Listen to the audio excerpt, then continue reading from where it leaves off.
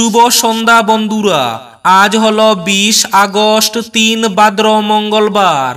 আজকের সন্ধ্যার বিশেষ বিশেষ খবরগুলি হলো এসসি এসটির সংরক্ষণ নিয়ে আগামীকাল অর্থাৎ 21 আগস্ট ভারত বন্ধের ঘোষণা।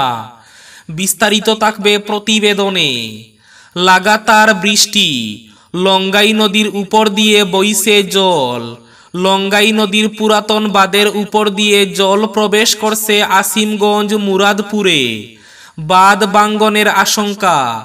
পাতারকান্দির কচুবাড়িতে লঙ্গাই নদীর জল মেরামত করা বাঁধ ভেঙে ঢুকছে। সুখবর করিমগঞ্জে রাজ্যসভায় বিজেপির প্রার্থিত্ব পাচ্ছেন মিশন রঞ্জন দাস ও রামেশ্বর তেলী। রাজ্যসভার অসমের 2টি আসনের জন্য বিজেপির প্রার্থী তালিকা ঘোষণা। 91% প্রধানমন্ত্রী আবাসের গৃহ সম্পন্ন করিমগঞ্জে। রেশন কার্ডে বাদ পড়াদের নাম অন্তর্ভুক্তির আশ্বাস মন্ত্রী রঞ্জিত কুমার দাসের।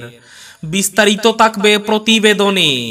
আগামী বৃহস্পতিবারের মধ্যে আরজি কর কাণ্ডের রিপোর্ট দিতে হবে সিবিআইকে, আজ নির্দেশ সুপ্রিম কোর্টের। আজ মুখ্যমন্ত্রী হিমন্ত বিশ্ব শর্মা নিজের ফেসবুক পেজের মাধ্যমে অরুণোদয় 3 নিয়ে ঘোষণা। শীঘ্রই শুরু হচ্ছে অরুণোদয় 3। রেশন কার্ড থাকা সকল মহিলারা পাবেন অরুণোদয় প্রকল্প। পঞ্চায়েত ভোটে শুধু জেলা পরিষদ প্রার্থীদেরই বিজেপি প্রতীক, বাকিরা নির্দল। বরাকে সে ঘোষণা মন্ত্রী রঞ্জিত কুমার দাসের। এবং শেষ খবরটি, বিদ্যুতের স্মার্ট মিটার নিয়ে এক আজব ঘটনা। হাইলাকান্দিতে 2 মাসের বিদ্যুতের বিল আসলো 5,62,409 টাকা। তাহলে বিস্তারিত খবরে যাওয়ার আগে অবশ্যই ভিডিওটিতে একটি লাইক করে চ্যানেলটি সাবস্ক্রাইব করে পাশের বেল আইকনটি বাজিয়ে রাখবেন এবং ফেসবুক পেজটি ফলো করে ভিডিওটি অবশ্যই শেয়ার করবেন যাতে সঠিক তথ্যগুলো সবার কাছে পৌঁছাতে পারে। এবার শুনুন আজকের খবরগুলির বিস্তারিত।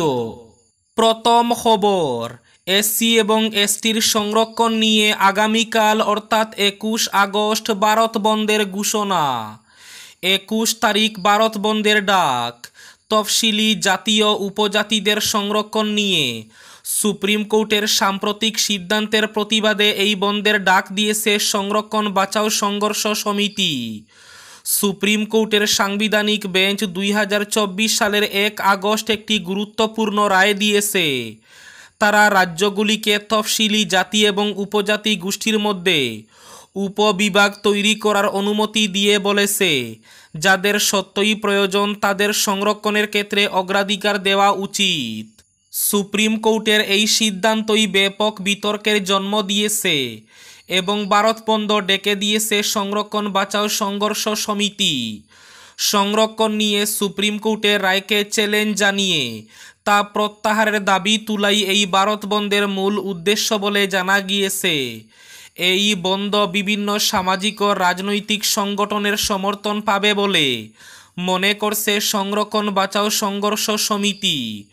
অন্যদিকে ভারত বন্ধের প্রস্তুতি ও বন্ধ চলাকালীন সম্ভাব্য হিংসা রোধ করতে শীর্ষ পুলিশ আধিকারিকরা একটি ভিডিও কনফারেন্সের মাধ্যমে একটি বিশেষ বৈঠক করেন। এই সভায় যোগ দিয়েছিলেন সকল বিভাগীয় কমিশনার, জেলা ম্যাজিস্ট্রেট ও পুলিশের ঊর্ধ্বতন কর্মকর্তারা। একদিকে গোটা দেশে আরজি কর হাসপাতালের ঘটনা নিয়ে চরম উত্তেজনা চলছে, অন্যদিকে আগামীকাল সংরক্ষণ নিয়ে ভারত বন্ধের ডাক দেওয়া হয়েছে। লাগাতার বৃষ্টিতে জল বাড়ছে। লঙ্গাই নদীর উপর দিয়ে বইছে জল। বাঁধ ভাঙ্গনের আশঙ্কা। লঙ্গাই নদীর পুরাতন বাঁধের উপর দিয়ে জল প্রবেশ করছে আসিমগঞ্জ মুরাদপুরে। লঙ্গাই নদীর পুরাতন বাঁধের উপর দিয়ে জল প্রবেশ করছে জনমনে। বর্তমানে পুরাতন বাঁধের উপর দিয়ে জল প্রবেশের পাশাপাশি নতুন করে একটু একটু করে লঙ্গাই নদীর বাঁধ ভেঙে যাচ্ছে। 2 দিনের ধারাবাহিক বৃষ্টির ফলে পুনরায় বন্যার দিকে এগোচ্ছে পাতারকান্দি ও নিলামবাজার সার্কেল এলাকা সহ বরাক উপত্যকা।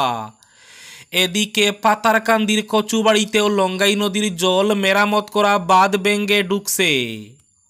করিমগঞ্জবাসীর জন্য সুখবর, রাজ্যসভায় বিজেপির প্রার্থিত্ব পাচ্ছেন মিশন রঞ্জন দাস ও রামেশ্বর তেলী। চূড়ান্ত হল অসমের 2টি আসনের জন্য বিজেপির রাজ্যসভার প্রার্থী তালিকা। রামেশ্বর তেলী এবং মিশন রঞ্জন দাসের প্রার্থিত্ব চূড়ান্ত করল বিজেপির রাষ্ট্রীয় নেতৃত্ব। রাজ্যসভার অসমের 2টি আসনের জন্য বিজেপির প্রার্থী তালিকাও ঘোষণা করা হয়েছে। রামেশ্বর তেলী এবং মিশন রঞ্জন দাসের প্রার্থিত্ব বিজেপির রাষ্ট্রীয় নেতৃত্বের। বিদ্যুতের স্মার্ট মিটারে এক আজব ঘটনা। 2 মাসের বিদ্যুতের বিল আসলো 5 লক্ষ টাকার অধিক। হাইলাকান্দি জেলার সৈদবন্দ গ্রামের হাজি ময়না মিয়া নামের এক ব্যক্তির রাইস মিলের 2 মাসের বিদ্যুতের বিল আসলো 5,62,409 টাকা। এটা দেখে হতভম্ব হয়ে পড়েন তিনি। 2 মাসে কি করে 5,62,000 টাকার বিল আসতে পারে? বিপাকে পড়লেন আলগাপুর সৈদবন্দের ময়না মিয়া রাইস মিলের স্বত্বাধিকারী। 5 দিনের বরাক সফরে এসে আজ করিমগঞ্জে আসলেন গ্রামোন্নয়ন মন্ত্রী রঞ্জিত কুমার দাস। রামকৃষ্ণনগর এবং দুর্লভসরা উন্নয়ন খণ্ডের পরিদর্শন করলেন মন্ত্রী রঞ্জিত কুমার দাস। করিমগঞ্জ জেলায়ও সব ব্যক্তিকে রেশন কার্ডে অন্তর্ভুক্ত করার নির্দেশ দিয়েছেন তিনি। আজ রামকৃষ্ণনগরে এসে কাজকর্ম দেখে সন্তোষ প্রকাশ করেন মন্ত্রী রঞ্জিত কুমার দাস। লালসরা জিপি কার্যালয় ভবনকে রাজ্যের সেরা পঞ্চায়েত কার্যালয় ভবন আখ্যা দিলেন পঞ্চায়েত ও গ্রামোন্নয়ন মন্ত্রী।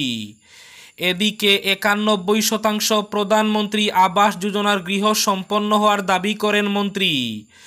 সেই সঙ্গে রেশন কার্ডে করিমগঞ্জ জেলায় বাদ পড়াদের নাম অন্তর্ভুক্তির আশ্বাস দিয়েছেন মন্ত্রী। আজ নিজের ফেসবুক পেজের মাধ্যমে মুখ্যমন্ত্রী হিমন্ত বিশ্ব শর্মা অরুণোদয় 3 প্রকল্প নিয়ে বড় ঘোষণা করলেন। শুরু হচ্ছে অরুণোদয় 3 প্রকল্প। এবার আর রেশন কার্ড থাকা কোনো মহিলা অরুণোদয় প্রকল্প থেকে বাদ পড়বেন না। বর্তমানে অসমে প্রায় 25 লাখ মহিলা মাসে 1250 টাকা করে অরুণোদয় প্রকল্পে পাচ্ছেন। অরুণোদয় 3-এর মাধ্যমে যে সকল মহিলাদের রেশন কার্ড রয়েছে তাদের এই অরুণোদয় প্রকল্পে অন্তর্ভুক্ত করা হবে। আজ নিজের ফেসবুক পেজের মাধ্যমে এই ঘোষণা মুখ্যমন্ত্রী ডক্টর হিমন্ত বিশ্ব শর্মার। আগামী বৃহস্পতিবারের মধ্যে আরজি কর কাণ্ডের রিপোর্ট দিতে হবে সিবিআইকে। আজ নির্দেশ সুপ্রিম কোর্টের।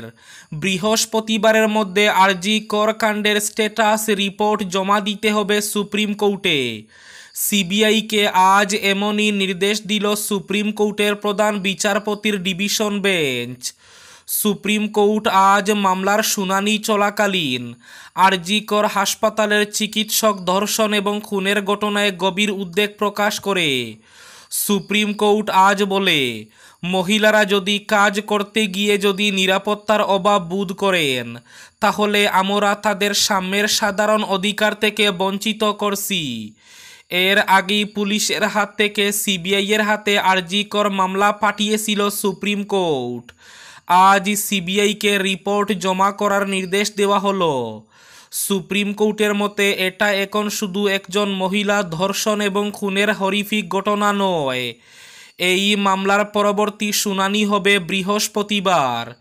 সেই দিনই আরজি কর কাণ্ডের স্ট্যাটাস রিপোর্ট জমা দিতে হবে সুপ্রিম কোর্টে। এবার শেষ খবরটি, পঞ্চায়েত ভোটে শুধু জেলা পরিষদ প্রার্থীদেরই বিজেপি প্রতীক, বাকিরা নির্দল। বরাকে এসে বললেন মন্ত্রী রঞ্জিত কুমার দাস। আগামী ডিসেম্বরের আগে রাজ্যে পঞ্চায়েত নির্বাচন অনুষ্ঠিত হবে বলে মন্ত্রী দাস ঘোষণা করেন। রাজ্য সরকার রাজনীতিমুক্ত পঞ্চায়েত গড়ে তুলতে চায় বলে জানিয়ে দেন।